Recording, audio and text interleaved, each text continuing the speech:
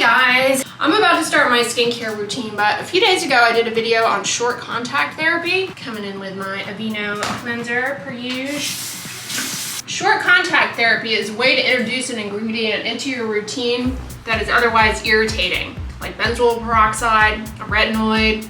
And the way it works is you just apply it to a clean face, leave it on for, I don't know, roughly 15 to 20 minutes, and then wash it off. And gradually increase the duration of contact until you're able to tolerate wearing it overnight in the case of a product that you put on in your nighttime routine, or throughout the day in the case of a product that you put on in the morning. I get a lot of questions about people who do use retinoid. They put it on at night, they use it overnight. Do you actually have to wash it off the next day? You don't. You really don't. It's fine to leave it on the skin, but in the beginning, when you're trying to introduce it, because it can lead to a lot of peeling and flaking, that short contact approach where you then wash it off can help minimize that and allow you to get used to it. Alternatively, some ingredients come in a wash form. That is another subset of short contact therapy. Benzoyl peroxide wash, salicylic acid wash. You lather it on the skin, let that lather sit on there for a few minutes, and then rinse it off. Nicerol shampoo, ketoconazole, short contact therapy on the scalp. Zinc pyrithione, anti-dandruff ingredient, short contact therapy on the scalp. You don't want to leave shampoo on your scalp overnight. Too irritating. Always tell people to rinse the shampoo off. It's not meant to be left on, but other products that are meant to be left on, you can kind of do that short contact approach. A lot of masks, products that are sold as masks, short contact therapy. Some of them have exfoliating ingredients. Coming in with the Naturi Hatamuji Skin Conditioning Gel. I've been rather enjoying this ever since I finished my CosRX Snail Cream. I saw some comments on one of my videos that this CosRX Snail Cream now comes in a tube, which is awesome because if you've been following me for a long time, a couple of years ago, I dropped the CosRX Snail Cream on my floor. What a mess that was to pick up. So the tube is a welcome change. I have another jar, but I wanted to give this a try. So far I'm liking it. I'm able to use it around my eyes, and it dries down pretty quickly, and then I put my sunscreen on over it. Oh, man, one of the other things I was going to share with you guys, I discovered these nail cleaners because I always get spirulina under my nails. And I purchased these on Amazon. These little, they're by the brand 3M Avogard. They make this hand cream that I've been using. And they're just like the ones that they use when they scrub into surgery to clean under the nails. You have this tip here, but it works really well because I get, like, when I'm cooking too, I get spices and things. The worst, really hard to get out. Turmeric, oh my gosh. That always makes its way up under my nails and it looks foul. So this really helps because you can get that out. I like to keep my nails trimmed short. From time to time I grow them out a little bit. They really can pick up a lot of flotsam and jetsam, if you know what I mean. People who have those long artificial nails, they must have to really stay on top of maintaining those bad boys because they can really, like I said, pick up some unwelcomeness. But see, when they're painted, you don't notice the stuff underneath. But when they're not, it's like, ew, your nails are dirty. Coming in with the Hada Labo UV White Gel. This is my moisturizing sunscreen. Back to life. So last weekend, I realized I was talking about my coffee clip scoop to you guys, how I love it.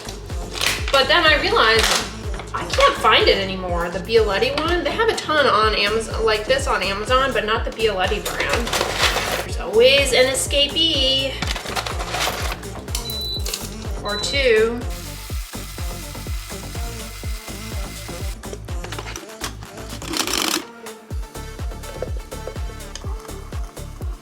Getting excited to be using my new planner. It's the company that makes that notebook I shared with you all, Paperidge. And I love it because it's got the dot grid paper here. So that's gonna be fun to play around with. Is it like bullet journaling? That's gonna be fun to play around with this year. I just finished filming 2022 skincare trends and my December favorites. Yeah, the weather outside is frightful. It's dreary out and I have some errands that I need to run, but I do not feel like leaving the house. And it's already gonna get dark soon. It feels like I just sat down and had my coffee and then got ready for the day and filmed those videos, and now the day is over. I need to put my tree on. I always forget to turn this on. I bought this at Marshall's, was it, a few years ago? And I really like it. It's branded with by FAO Schwarz, like the toy store. They had a few things from FAO Schwarz. They had a few FAO Schwarz branding decorations at Home Goods a few years ago, and I snagged this. The one gripe I have with it is that this little star, it's easy to misplace because it just kind of goes in there willy-nilly. I don't know if that's typical for these, but yeah, I like that. I have to remember to take the batteries out before I put it away. I'm just taking a break here. I do still use my iris store. I get some comments, questions. Are you still using this? Yes.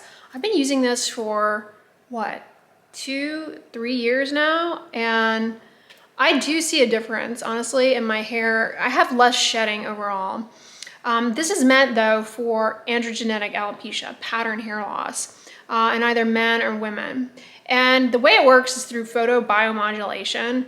The red light penetrates really deeply into the skin and is thought to target the mitochondria and help overall with the ATP production, nourishing the follicle, and improving circulation throughout the scalp, ultimately bringing in nourishing growth factors to the dormant follicle, helping to restore hair growth. And it really does work for some people, not for everyone. Using this, I have noticed that my hair is a lot thicker, like my ponytail is thicker, and I attribute it to this because it's really the main thing that I've implemented in my hair routine over the years. You have to be careful online when it comes to claims about hair growth because a lot of things can influence the hair growth cycle, and it takes time to see a noticeable difference. Like, for example, a lot of people may think that something's helping their hair growth, but in reality, they had hair growth issues because, say, they were sick, they had a fever, they developed a telogen effluvium, and then, well, it resolved, as it does. And it had nothing to do with the product they were using. Or maybe they had a bald patch from alopecia areata and autoimmune hair loss. Well, in most cases, although not all, most cases, that will regrow on its own. Sure, treatments, interventions can make it grow back faster, but to what extent you necessarily are going to get the same effect, you have to be careful, is what I'm saying. Same thing with supplements, hair growth supplements. They're, not so... Yeah, you have to be careful with claims about hair growth. The one thing that I have seen some research that I would like to see more research on is pumpkin seed oil. And the other one is rosemary oil. I have videos on those, but yeah, I'd like to see more research on those because those seem promising. And exercise that same degree of caution when it comes to people making claims about skincare products benefiting their skin, because as I've said in other videos, a lot of things in the skin, they're gonna get better regardless of doing anything with no treatment. Like, they just spontaneously go away. So whether or not it was the product or not, in the absence of like a mechanism or a trial or something that has shown benefit, it's just like really hard, So beware of anecdotes. And it's hard because a lot of what we rely on with skincare products does end up being anecdotal in the end, but some of it is truly research backed. So it's just helpful to bear that in mind, especially if it's something that is very expensive before making the investment. So many people seem like they take their tree down right after Christmas, but I just feel like I'm enjoying it, and I don't enjoy the dead space here. Yeah, this year my tree got some new ornaments. I think the candy cane rope lights turned out to be a good Big Lots impulse purchase investment. They don't really pop as much on camera as they do in real life, but I've been happy with those. I think they're meant to go outside, like along the driveway or something, but they work well on the tree. I was gonna go to the library today. I need to take back a book. that's going to be overdue if I don't do that, but I don't necessarily need to go there today. My problem with the library is that I spend hours in there. Like, it's very hard for me to just go in, drop something off, and leave. Like, I just feel like that it's an insult to the books. I love libraries. In fact, for 2023, if you are able to go to a library, make it a goal to use the library more, because whether it be going there in person or taking advantage of their digital free services, like you can get audiobooks from the library for free, like with your library card, which is free.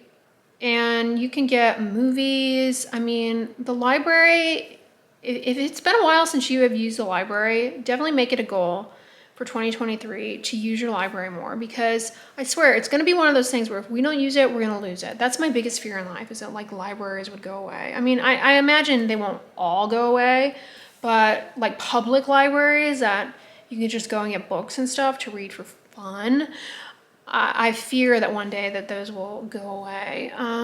So yeah, support your local library. The library has a lot of resources. You would be surprised at how many resources you can get from the library. And it's a great place to work too. Depending on how your library is set up, they often have like rooms that you can go in to get work, like quiet rooms to get work done. Wi-Fi is available for free. I feel like people in med school, I used to go to the library, the public library, a lot to study. The only problem was that it doesn't stay open like late at night. So, but during the open hours, I would go to the library and sit there and hang out. Because when it comes to studying for exams and stuff, I was super disciplined. You have to be. As a professional studier for years and years and years, that was my job, was to study and take exams for several years. And so I spent a lot of time studying, but you kind of have to change up your location sometimes, because you just get like fidgety after studying in the same location for months and months and months. You're like, okay, I need to change. Especially if you've been studying at home, it starts to just feel like the walls are closing in. So the public library was on my rotation. I would rotate locations. I would study the public library, or a lot of times I would study at Einstein Bagels. We had this Einstein Bagels kind of somewhat close to my med school, but I used to stay there for hours and hours. Like, I'd get a coffee and breakfast, and I would study, I would buy a snack, and then I would go back and buy lunch. So I wasn't just, occupying space there being annoying, but I would stay there for a long time.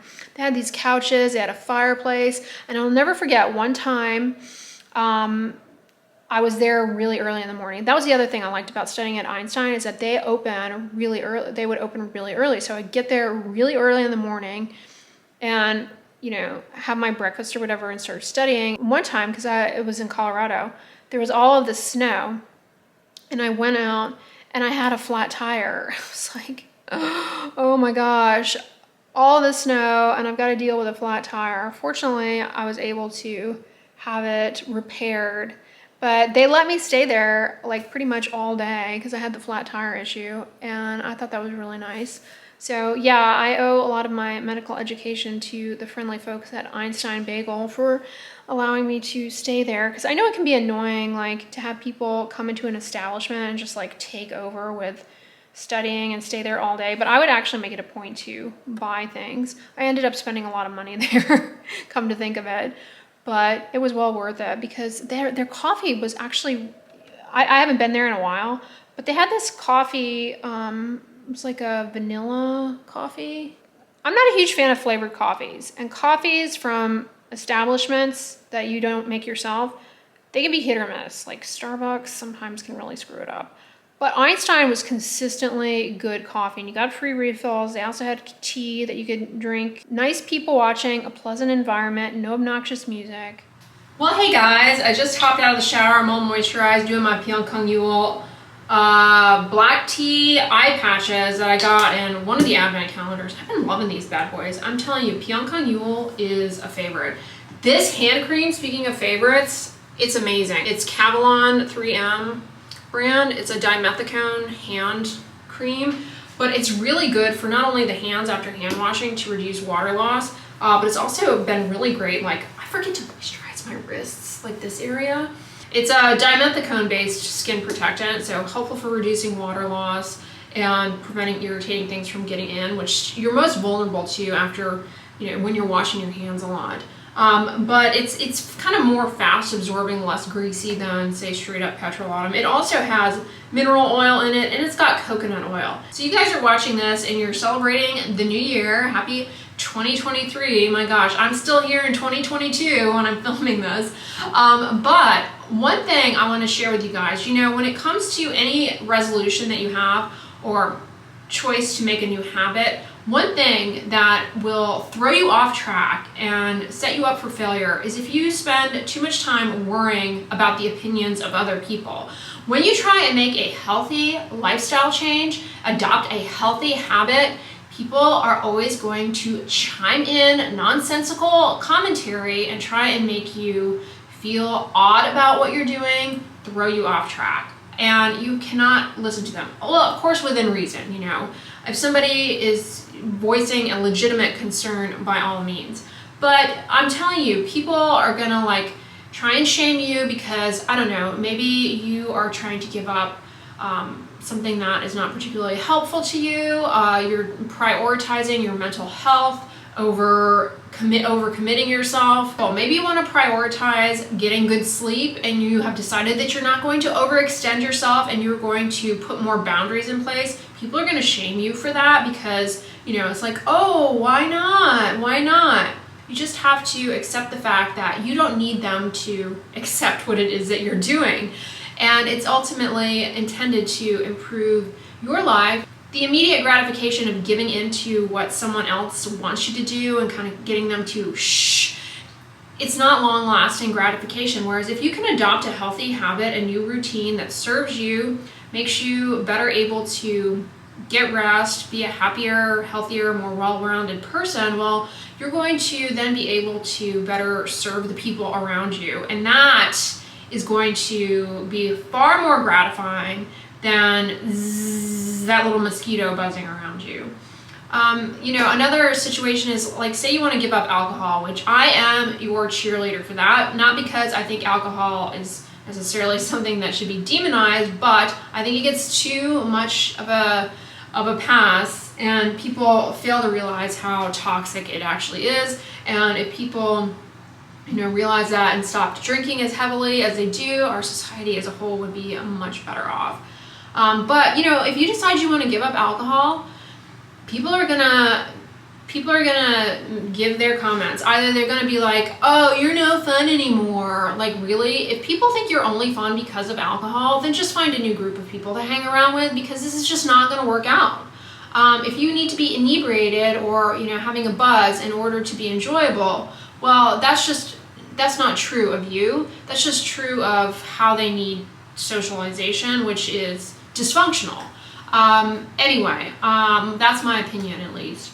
Yeah, they're gonna shame you for that, or they're gonna chime in like, oh, you're only doing dry January, and then you're just gonna come back to blah, blah, blah, blah, blah.